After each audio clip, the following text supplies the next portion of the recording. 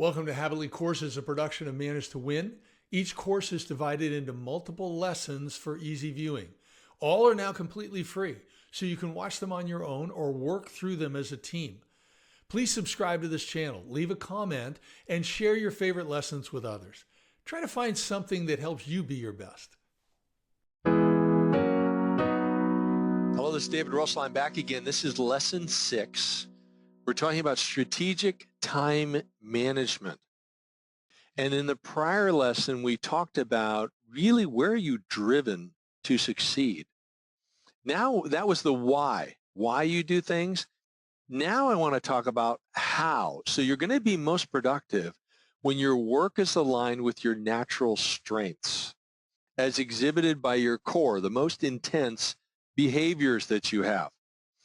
So this is how you behave. This is your habits. I mentioned you can learn about them through one of our talent assessments if you want, but I'm going to teach you about them anyway. So the concept here is focus work time on tasks that are best done by someone with your natural strengths. Delegate out other work or spend minimal time in those areas. Really focus on what you do best and use the systematic power of sanctuary for daily and deeper weekly self-accountability. That's where we want to be. Now, as I mentioned, we covered the why in lesson 5. Your driving forces, where are you driven? Now we want to look at what about behaviors and habits? What about how you do things? You might be driven in certain areas that would lead you to think, oh, I need to do this, but that's not the aspect of that particular area you need to do. You need to work on another piece of that puzzle because it plays more to your natural strengths.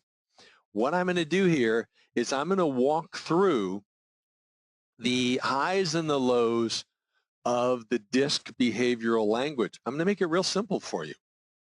So I'm going to show you 3 strengths and 3 weaknesses for each one. So when you think of spending your time wisely or strategically, focus where the strengths are and avoid the weaknesses. So the high D, it's a 100% scale. And what you're measuring is you're measuring the distance from the middle line, the 50% line. That's called the energy line. So you can learn more about this in the course about, learning about behaviors. So 92 is very high. That's 42 above that 50% line. Very intense. This is a high D. This person wants to solve problems. They've got a high sense of urgency. Got to do it now or else we're going to miss out. And they are highly competitive. All right? They want to win. The weakness is they don't do detail work well. They need to slow down their decisions. They make quick decisions and really consider more data more. And they need to learn how to say no more often. They have a tendency to take on too much. This is the high D. The low D, flip it, all right? The strengths here is they're going to work as part of a productive team. The high D can be a loner. They're going to be calculating and careful. They do best doing one thing at a time. Now, their weakness is hitting deadlines. They're not motivated by deadlines. They don't have that sense of urgency that the high D has. So divide the work into smaller tasks with shorter deadlines and then hold them accountable to that or hold yourself accountable to that. And when you have a decision to make, set a time frame and then stick to it. And put yourself in a position with people you trust where you can accept accountability. It's just going to help you stay focused more. That's the low D. All right, what about a high I? This is the extrovert, okay? And so this is the person, the I is influencing how we interact with other people. The strengths are, gets energy from talking with a lot of people. I put this person in a room with 300 people, they're going to come out energized 2 hours later. They can develop relationships, but they're not deep. And they can develop true stories about others to share. That's good. They can be good storytellers in a good way, hopefully. The weaknesses are, once again, they'll delegate work, but they won't delegate the detail. And so people won't be able to do the best job because they don't have enough information to do the best job. They need to talk less and ask questions more, and develop active listening skills and develop a comfort that that's part of their interactions that they can still get energy from. They don't have to do all the talking. They can interact in other ways. Now, the low I is the opposite, so that's the introvert. They want to schedule, they can schedule time to work independently and work fine independently. They solve problems with logic and facts. They work with people that they trust. So that's all good. The weakness is they need to be careful not to jump to negative judgment. They need to avoid assumptions, but politely ask questions to confirm conclusions. And they need to take limited risks or pilot parts of ideas. They tend to want to avoid risk and not take it on at all, rather than just put a block up, work through it in pieces. Okay, we've talked about the D, we've talked about the I. The S, steadiness, how you handle pace and work environment. The high S is great. They serve others. They're a good team player. They're loyal. They need to complete one task before starting another. And I mean, that's what they do best. Focus them on one task. They don't like multitasking. And they improve processes. Okay? Now, the weaknesses are that they're not deadline oriented at all. They never met a deadline they like. And so shorter deadlines, smaller tasks, that's easier to manage, and they need some accountability.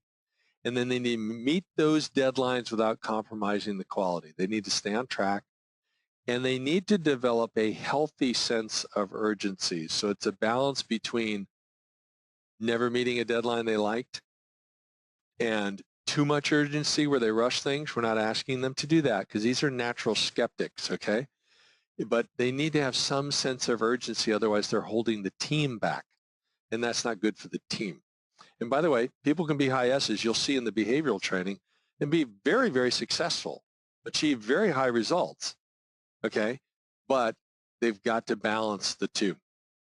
Now, what about the low S? Well, that's the opposite. So what they need to do is focus on their strength of doing something, but focus on what's important. Establish priorities and lead change initiatives because they're comfortable with change. But the weaknesses is they need to follow process like a checklist step by step because they're not process oriented. So checklists actually work really well for them. They have to develop the habit of going through the checklist. They have to realize there'll be another opportunity. If they miss one, there'll be another one. Don't worry about it. And they need to slow decisions down so they avoid risk. Okay, the high C, compliance. This is your analytical, how you respond to rules and procedures set by others. And what they are task-oriented, so one of their strengths is prioritizing tasks and working through them, being precise and attentive to detail. They want to do it right, and they want to do it once. The weaknesses can be analysis paralysis, all right? So they need to test reasonable ideas that might be outside the status quo they think are risky, maybe and delegate step by step and patiently follow up and make certain they're not holding other people to higher standards than they're holding themselves to, okay? Because they have very high standards. The analyticals are great, but you just got to find a way to work effectively. When you're talking about managing your time, it has to do with prioritization and deadlines. Now, the low C, basically, this is a person that wants to do it their own way. So before you start promoting something, better test the conclusions. And you can relate claims to your ideas, but you need to prove the claims. And if you think someone else is wrong, you need to carefully, respectfully prove them wrong. Because sometimes if you go through that process instead of just jump to it impulsively, you're going to find that partially you're wrong. Avoiding the weakness is that you have to choose good character over activity. When someone is a super low C, they can make decisions that compromise their character because they want to do it their way.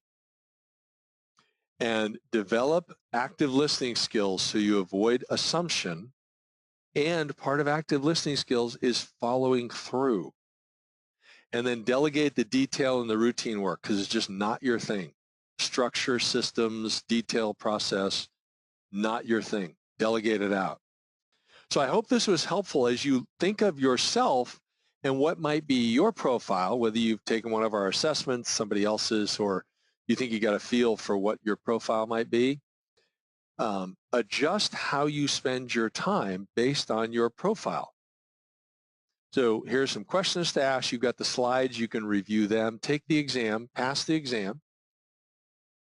This is the conclusion of lesson 6. We've got one more, and we're done with strategic time management. Thank you very much. Bye for now.